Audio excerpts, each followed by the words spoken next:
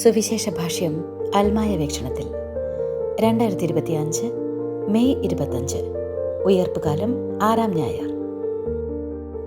ഏശയ്യായുടെ പുസ്തകം 53-ാം അധ്യായം 7 മുതൽ 12 വരെ വാക്യങ്ങൾ. എഫേസോസുകാർക്ക് എഴുതിയ ലേഖനം 2-ാം അധ്യായം വാക്യങ്ങൾ 11 മുതൽ 22 വരെ. വിശുദ്ധ യോഹന്നാന്റെ സുവിശേഷം 17-ാം അധ്യായം 20 മുതൽ 26 വരെ വാക്യങ്ങൾ. എല്ലാവരും ക്രിസ്തുവിൽ ഒന്ന്. രചന മിനി പോൾ. ആഖ്യാനം രജൻ ജോർജ്. പൊടിമീശക്കാരൻ്റെ സംശയം. 11-ാം ക്ലാസ്സിൻ്റെ വിശ്വാസ പരിശീലന ക്ലാസ്. 6 പെൺകുട്ടികളും 4 ആൺകുട്ടികളുമുള്ള ക്ലാസ്. സീറോ മലബാർ സഭ പരിഷ്കരിച്ച പുതിയ പാഠപുസ്തകമാണ്. 11-ാം ക്ലാസ്സിലെ കുട്ടികൾക്ക് പഠിപ്പിക്കാനും വളരെയേറെ ബുദ്ധിമുട്ടിക്കുന്ന സിലബസും പാഠഭാഗങ്ങളും. അന്ന് വായിച്ച ലേഖനഭാഗം പൗലോസ്ലീഹ എഫേസോസുകാർക്ക് എഴുതിയ ലേഖനം 2-ാം അധ്യായം 11 മുതൽ 22 വരെയുള്ള വാക്യങ്ങളാണ്. പൊടിമീശക്കാരൻ്റെ സംശയം എഫേസോസുകാർക്ക് എഴുതിയ ലേഖനത്തിലെ 14-ാം വാക്യത്തെക്കുറിച്ചാണ്. കാരണം അവൻ നമ്മുടെ സമാധാനമാണ്. ഇരു കൂട്ടരെയും അവൻ ഒന്നിപ്പിക്കുകയും ശത്രുതയുടെ മതിലുകൾ തകർക്കുകയും ചെയ്തു. എന്തുകൊണ്ട് ഈ ശത്രുതയുടെ മതിലുകൾ കൂടുതലായി ഉയർന്നു വരുന്നു? അവൻ്റെ ചോദ്യം ന്യായം തന്നെ. ഉത്തരം പറയാൻ അല്പം ബുദ്ധിമുട്ടി. കാരണം നിലവിലുള്ള ഒരു ഉദാഹരണവും എന്നെയും അവനെയും തൃപ്തിപ്പെടുത്തില്ല.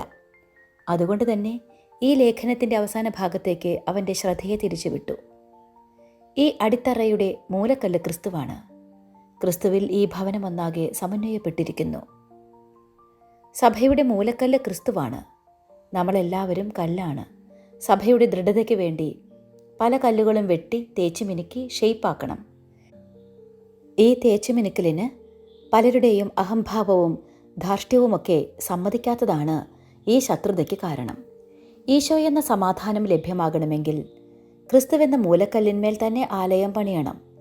ഇന്ന് പണിയുന്നത് ക്രിസ്തുവിൻ്റെ ആലയമല്ല. പകരം സഭയ്ക്ക് വേണ്ടി ആലയങ്ങളും കുരിശടികളും പാരിഷ് ഹാളും വിശ്വാസ പരിശീലന കേന്ദ്രങ്ങളുമൊക്കെ കെട്ടിപ്പൊക്കുന്ന തിരക്കിലാണ് സഭാമക്കൾ. അതുകൊണ്ട് തന്നെ അവിശ്വാസികൾക്ക് വിശ്വസിക്കാനാവാത്ത വിധം സഭ ഭിന്നിക്കപ്പെട്ടിരിക്കുന്നു. നമ്മൾക്കെല്ലാവർക്കും ദൈവാനുഗ്രഹം വേണം. പക്ഷേ ദൈവഹിതമനുസരിച്ച് ജീവിക്കാൻ കഴിയുന്നില്ല. പൊടിമീശക്കാരൻ്റെ ചോദ്യത്തെ തുടർന്ന് കുട്ടികൾ ഇന്നത്തെ സാഹചര്യവുമായി കോർത്തിണക്കി പല ചോദ്യങ്ങളും ചോദിച്ചു. പലതിനും ഒരു വിശ്വാസ പരിശീലക എന്ന നിലയിൽ ഉത്തരം പറയാൻ ശ്രമിച്ചെങ്കിലും പലതിനെയും നേരിടാൻ ബുദ്ധിമുട്ടി. എന്തുകൊണ്ട് ഐക്യത? എന്തിനു വേണ്ടി ഐക്യത? വിശുദ്ധ യോഹന്നാന്റെ സുവിശേഷം 17-ാം അധ്യായം യേശുവിൻ്റെ വിടവാങ്ങൽ പ്രസംഗത്തിന് മുൻപായി നടത്തുന്ന നീണ്ട പ്രാർത്ഥനയാണ്. തന്നോട് ചേർത്ത് നിർത്തിയ പ്രിയപ്പെട്ട ശിഷ്യർക്ക് വേണ്ടിയാണ് ഈ പ്രാർത്ഥന. ഈ പ്രാർത്ഥന യേശുവിൻ്റെ ജീവിത ലക്ഷ്യവും സാക്ഷ്യവുമാണ്. ഈ പ്രാർത്ഥനയിലുടനീളം തൻ്റെ ശിഷ്യരെക്കുറിച്ചുള്ള ആകുലതയാണ്. തൻ്റെ ശിഷ്യരെ ലോകം വെറുക്കും. തന്നോടൊപ്പം ആയിരുന്നപ്പോൾ അവർ സംരക്ഷിക്കപ്പെട്ടു. വിശുദ്ധ യോഹന്നാന്റെ സുവിശേഷത്തിലെ 21 മുതൽ 23 വരെ വാക്യങ്ങൾ പറയുന്നത് ശിഷ്യരുടെ വചനം കേട്ട് എല്ലാവരും ഒന്നായിരിക്കണമെന്നാണ് അവിടുത്തെ ആഗ്രഹമെന്ന്. പിതാവായ ദൈവവും പുത്രനും തമ്മിൽ ഐക്യപ്പെട്ടിരിക്കുന്നത് പോലെ വിശ്വാസികളും ഐക്യപ്പെട്ടിരിക്കണം. വിശ്വാസികൾക്ക് പിതാവായ ദൈവവുമായും വിശ്വാസികൾ തമ്മിലും ഐക്യമുണ്ടാകണം.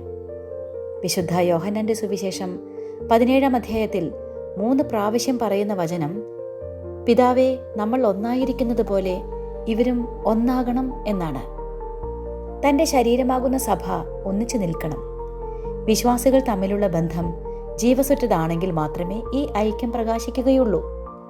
വിശ്വാസികൾ തമ്മിലും ദൈവവുമായും ഐക്യതയില്ല എങ്കിൽ എങ്ങനെ അവിശ്വാസികളെ വിശ്വാസത്തിലേക്ക് നയിക്കാനാവും? ഇന്ന് സഭയിലെ ഭിന്നിപ്പ് യുവാക്കളായ വിശ്വാസികളെ സഭയിൽ നിന്നും അകറ്റുകയല്ലേ? തന്നിൽ വിശ്വസിക്കുന്നവർ ജീവിക്കുമ്പോഴും മരണശേഷവും തന്നോടൊപ്പമായിരിക്കുമ്പോഴാണ് ഈ ഐക്യം പരിശുദ്ധാത്മാവിനാൽ പൂർത്തിയാക്കപ്പെടുന്നത്. ശിഷ്യരുടെ വചനം കേട്ട് വേണം വിശ്വാസികൾ ഒന്നായിരിക്കേണ്ടത്.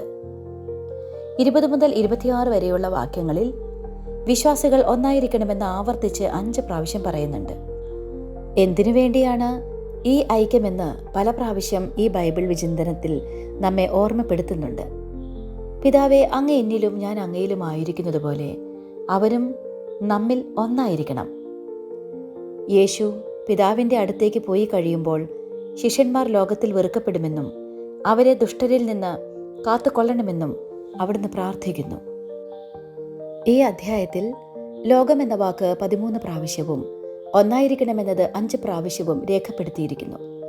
അങ്ങ് എന്നെ ലോകത്തിലേക്ക് അയച്ചപ്പോൾ എന്നെ മഹത്വീകരിച്ചതുപോലെ എൻ്റെ ശിഷ്യരെയും അവരുടെ വചനം മൂലം വിശ്വാസികളായവരെയും ചേർത്ത് പിടിച്ച് സംരക്ഷിക്കണമെന്ന് യേശു ആവർത്തിച്ച് പ്രാർത്ഥിക്കുന്നു.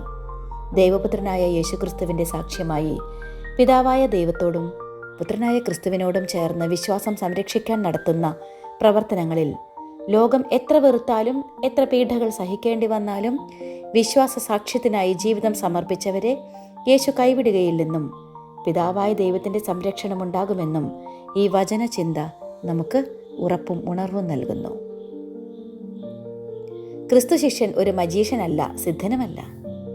ഒരു ശിഷ്യൻ ദിവ്യനായ ഗുരുവിൻ്റെ അടുക്കൽ ശിഷ്യത്വം സ്വീകരിക്കാൻ വന്നു. ശിഷ്യന് കുറച്ചു ദിവസം ഗുരുകുലത്തിൽ താമസിച്ചിട്ടും ഗുരുവിനെ ഇഷ്ടപ്പെട്ടില്ല. ശിഷ്യൻ മറ്റൊരു നല്ല ഗുരുവിനെ അന്വേഷിച്ച് പുറപ്പെട്ടു. വർഷങ്ങൾക്ക് ശേഷം ആ ശിഷ്യൻ ഗുരുവിനെ കാണാൻ വന്നു. ഗുരു ചോദിച്ചു, നീ നേടിയ പുതിയ അറിവുകൾ പറയൂ. ശിഷ്യൻ പറഞ്ഞു, ഞാൻ കുറേ സിദ്ധികളൊക്കെ നേടി. ഗുരു ആകാംക്ഷയോടെ ചോദിച്ചു, ഒരു സിദ്ധി പറയൂ. ശിഷ്യൻ പറഞ്ഞു, എനിക്ക് വെള്ളത്തിന് മുകളിലൂടെ നടക്കാൻ സാധിക്കും. ഗുരു ചോദിച്ചു, വെള്ളത്തിന് മുകളിൽ കൂടി നടക്കാൻ സിദ്ധിയുള്ള നീ വെള്ളത്തിൽ വീണ എത്ര മനുഷ്യരെ രക്ഷിച്ചിട്ടുണ്ട്? ശിഷ്യൻ പറഞ്ഞു, ആരെയും രക്ഷിച്ചിട്ടില്ല. എത്ര സിദ്ധികൾ ലഭിച്ചാലും ഒരു മനുഷ്യന്റെ കണ്ണീരൊപ്പാൻ, അവനെ കേൾക്കാൻ, അവനെ കൈപിടിച്ചുയർത്താൻ, അവനെ രക്ഷിക്കാൻ കഴിയുന്നില്ലെങ്കിൽ സിദ്ധികൾ ആർക്കും വേണ്ടാത്ത കരിയില വെള്ളത്തിന് മുകളിൽ ഒഴുകി നടക്കുന്നത് പോലെയിരിക്കും. ബോബിയച്ചൻ പറയുന്നത് പോലെ യഥാർത്ഥ ക്രിസ്തു ശിഷ്യൻ മജീഷ്യനോ സിദ്ധനോ അല്ല. രക്തസ്രാവക്കാരിക്ക് രോഗശാന്തി നൽകിയ, പാപിനിയായ സ്ത്രീക്ക് പാപമോചനം നൽകിയ, വിധവയുടെ മകനെ ഉയർപ്പിച്ച, ലോകത്തിന്റെ കരുണ എത്താത്തിടങ്ങളിൽ കരുണയേകിയ, തീക്ഷ്ണമായ കണ്ണുകളുള്ള ആ താടിക്കാരനെ പോലെ മനുഷ്യനിലെ നിസ്സഹായതയെ കണ്ടറിഞ്ഞ് അവന് നേരെ കൈനീട്ടി പിടിച്ചെഴുന്നേൽപ്പിക്കുന്നവരാണ് യഥാർത്ഥ ക്രിസ്തു ശിഷ്യർ. ഈ ക്രിസ്തു ശിഷ്യർക്ക് വേണ്ടിയാണ് ഇവിടെ യേശു പ്രാർത്ഥിക്കുന്നത്. ലോകം വെറുത്താലും നിന്നെ പിതാവായ ദൈവം കൈവിടില്ല. സുവിശേഷ ഭാഷ്യം അൽമായ വീക്ഷണത്തിൽ 2025 മെയ് 25. ഉയർപ്പുകാലം 6-ാം ഞായർ. എല്ലാവരും ക്രിസ്തുവിൽ ഒന്ന്. രചന മിനി പോൾ. റിട്ടയർഡ് ജോയിന്റ് ബിഡിഒയും സാമൂഹ്യ പ്രവർത്തകയുമാണ് ലേഖിക. ആഖ്യാനം രജിൻ ജോർജ്.